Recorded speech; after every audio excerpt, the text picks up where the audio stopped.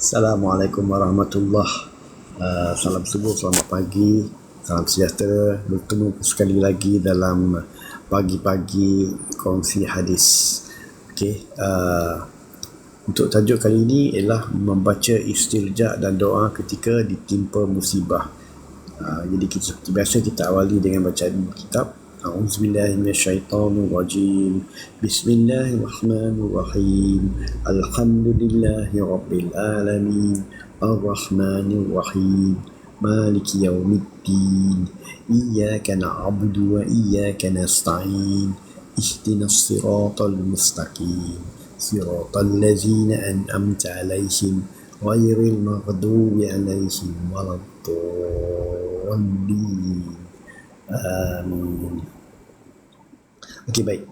Daripada Ummul Mukminin Ummu Salamah, isteri Nabi SAW, beliau berkata, aku mendengar Rasulullah SAW bersabda, tidak ada daripada kalangan hamba Allah yang ditimpa suatu musibah kemudian dia mengucapkan,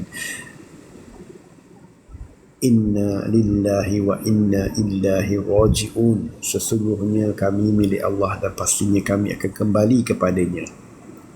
Ya Allah, aku mohon agar kurniakanlah ganjaran pada musibahku ini dan berikanlah ganti yang lebih baik daripadanya. Melainkan Allah akan memberikan pahala kepadanya kerana musibah itu dan menggantikan untuknya sesuatu yang lebih baik daripadanya.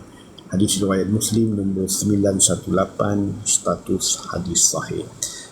Pengajaran kita boleh ambil, musibah adalah ujian yang didatangkan oleh Allah kepada kita dalam bentuk kesusahan, kesakitan, duka cita seperti kematian, banjir dan sebagainya. Bersabar terhadap segala musibah yang menimpa adalah tuntutan kepada setiap Muslim. Allah tidak membiarkan hamba-Nya melalui musibah tanpa tujuan. Setiap kesedihan disertakan janji, pahala, keampunan dan gantian yang lebih baik. Gantian Allah tidak semestinya dalam bentuk material. Kadang-kala berupa ketenangan hati, kefahaman agama, kesihatan, juga hubungan yang lebih baik. Muslim yang menerima musibah seperti banjir, kemalangan, kesakitan dan sebagainya disunatkan agar mengucapkan kalimah istirja dan doa yang diajar oleh Rasulullah SAW. Sesungguhnya kami milik Allah dan pastinya kami akan kembali kepadanya. Ya Allah, aku mohon agar kurniakanlah ganjaran pada musibahku ini dan berikanlah ganti yang lebih baik daripada musibah ini. Orang yang membaca kalimah istirja dan doa di atas apabila menerima musibah akan diberi gantian lebih baik, antaranya pahala di sisi Allah di atas kesabarannya serta pengampunan dosa. Hadis ini mengajar kita cara merawat hati ketika ditimpa ujian, bukan sekadar redha, tetapi berzikir dan berdoa agar dikurniakan ganjaran dan ganti yang lebih baik daripada Allah. Doa ini menjadi ubat luka di jiwa, insya-Allah. Ya, semoga kita mendapat manfaat daripada hadis pada kali ini, insya-Allah.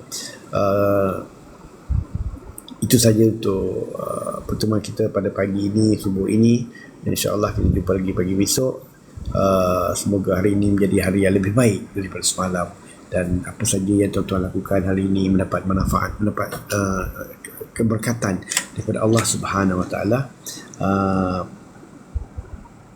memberi manfaat kepada diri, kepada tuan-tuan dan puan dan juga kepada masyarakat sekeliling.